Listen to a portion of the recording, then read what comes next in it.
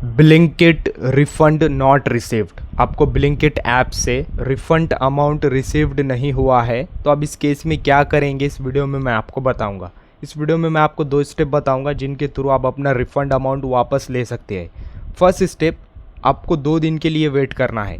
जैसे एग्जांपल के लिए आपने आज ऑर्डर को कैंसिल किया या फिर आज ऑर्डर को रिटर्न किया, तो आपको आज एंड कल यानी टुडे एंड टुमारो 2 दिन वेट करना है। 2 दिन की इनकी सर्विस होती है, तो 2 दिन के सर्विस के अंदर ये आपको जनरली पैसा वापस कर लेते हैं।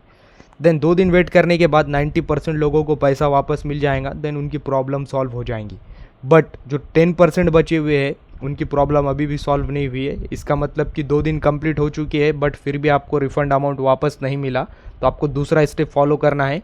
आपको डायरेक्ट कस्टमर केयर को कॉल या फिर चैट करना है। हाँ, ब्लिंकिट के कस्टमर केयर को कॉल या फिर चैट करना है। देन आप उनसे डायरेक्टली बोल सकते हो इतना टाइम हो गया ऑर्डर को कैंसिल कर या फिर रिटर्न कर बट मुझे अभी तक अमाउंट रिफ़ंड नहीं हुआ है।